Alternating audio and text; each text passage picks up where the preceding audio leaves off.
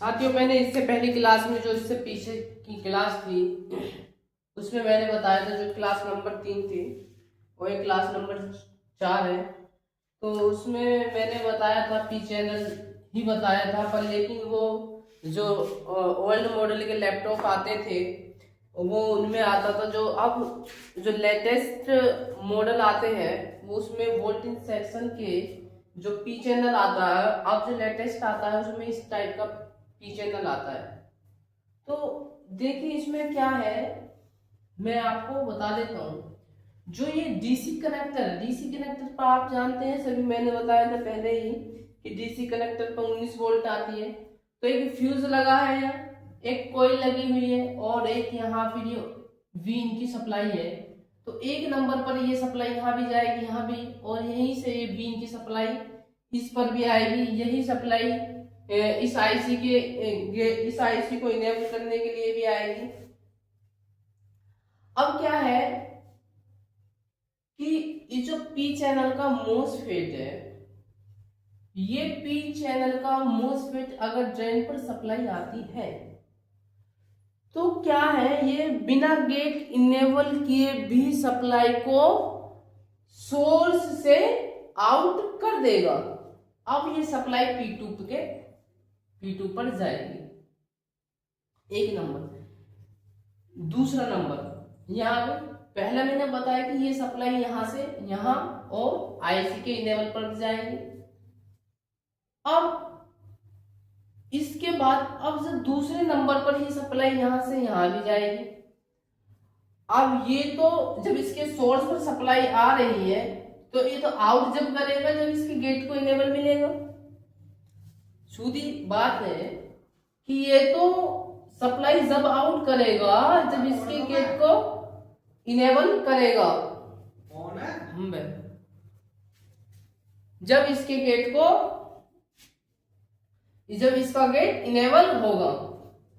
अब इसका गेट, अब जैसे ही यहां इसका गेट इनेबल कब होगा, अब देखिए इंटरेस्टिंग बात है, यहाँ इंटरेस्टिंग पॉइंट है। अब इस कहानी में यहाँ ट्विस्ट आता चला जाएगा आपको कि ये काम कैसे करता है। अब ये 19 वोल्ट की सप्लाई इस पर आएगी इमीटर पर।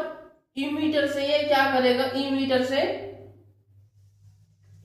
से कलेक्टर की तरफ करके आउट करके ये सप्लाई को इस पर दे देगा। तो ये क्या हो जाएगा, ये मोसफेट तो डिसेबल हो जाएगा, गेट तो डिसेबल हो जाएगा, जो क्योंकि इसके गेट को इनेबल के लिए 0.90 वोल्ट चाहिए होती है। बट यहां तो सप्लाई ओवर पहुंच जाएगी, 19 वोल्ट पहुंच जाएगी, 19 वोल्ट यहां सप्लाई पहुंच जाएगी। अब इंटरेस्टिंग बात यह है कि भाई ये सप्लाई अगर यहां चली जाएगी तो काम जब भी नहीं करेगा, आउट सप्लाई होगी नहीं। अब देखिए इंटरेस्टिंग बात यहां क्या है,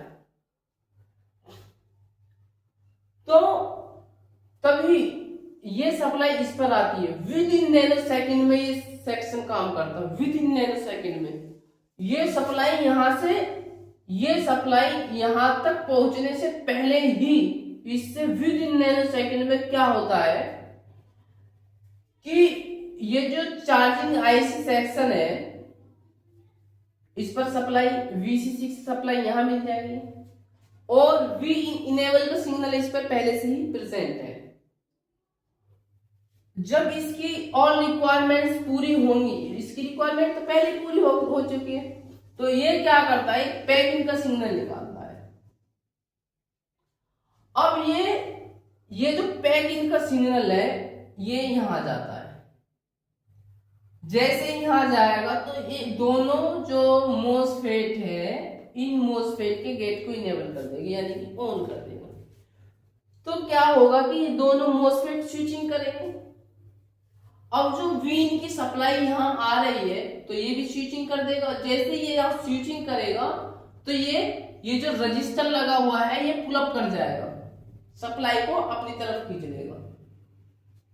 तो यहां जो वोल्टेज 19 वोल्ट जा रही थी तो यहां 0 वोल्टेज हो जाएगी। अब ऐसा ही यहां, अब ये जो वोल्टेज है अब यहां 0 वोल्टेज होगी, अब ऐसे यहाँ जैसे ही ये स्विचिंग करेगा तो ये रजिस्टर R1 और R2 हो जाएंगे, तो ये डिवाइडर का रूप ले लेंगे। अब जैसे ही डिवाइडर का डिवाइड, तो अब इसका जो है यहाँ इस पे 8 वोल्ट के आसपास इस पे सप्लाई मिल जाएगी, जिससे इसका गेट इनेबल हो जाएगा। जैसे ही अब इसका गेट जो है इनेबल हो जाएगा।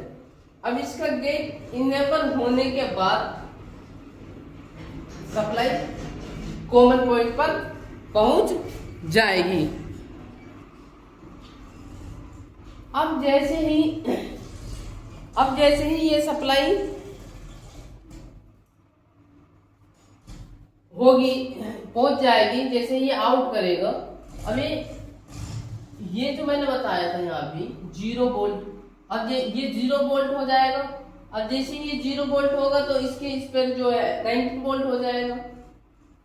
अब पीएनपी का जो गेट है, इसका गेट पर 19 वोल्ट एज इट इज रह जाएगा, और पीएनपी के इमीटर पर 19 वोल्ट को इमीटर पर ही रोक देगा, और इसको जो है इमीटर पर 19 वोल्ट को ये रोक देगा, क्योंकि इसकी 0 वोल्टेज हो जाएगी। तो R1 एंड R2 बन जाएगा, तो वोल्टेज डिवाइडर का रूप ले लेगा, वो मैंने आपको अभी बता दिया। और M2 के गेट पर इनेबल हो जाएगा, ये भी मैंने बता दिया आपको। M2 के गेट पर 8 वोल्ट के करीब आपको वोल्टेज मिल जाएगी। अब जैसे ही गेट इनेबल होगा तो कॉमन पॉइंट पर 19 वोल्ट मिल जाएगी। इसकी टेस्टिंग स्टेप क्या है, मैंने आपको बता दी कि काम कैसे करता है। अब इसकी टेस्टिंग स्टेप्स क्या है। चेक डीसी कनेक्टर, क्या करना है, चेक डीसी कनेक्टर पहले पे। दूसरा, अगर यहाँ वोल्टेज मिल रही है और सप्लाई आउट नहीं होती तो गेट इनेबल, तो M1 का गेट इनपुट वोल्टेज चेक करनी है कि इस पर गेट पे इनपुट वोल्टेज आ रही है कि नहीं आ रही। चेक ICC VDD और Vin, जो इसे VCC IC की VCC चेक करनी है, और IC का चेक IC इनेबल, अगर सप्लाई नहीं मिल रही है कॉमन पॉइंट पर तो इनेबल भी चेक करना है। पैक इन चेक करना है, अगर गेट इनेबल नहीं होगा तो पैक इन भी चेक करना है कि हो सकता है ये ट्रैक खराब हो, गेट इनेबल नहीं हो रहा हो, ठीक है। और चेक वोल्टेज डिवाइडर, इसके बाद जो है वोल्टेज डिवाइडर भी चेक करना है। चेक कॉमन पॉइंट 19 वोल्ट, फिर यहाँ को 19 वोल्ट, अगर ये 19 वोल्ट मिल गई तो ये सेक्शन ओके है। तो मिलते हैं अगली क्लास में। थैंक यू, धन्यवाद।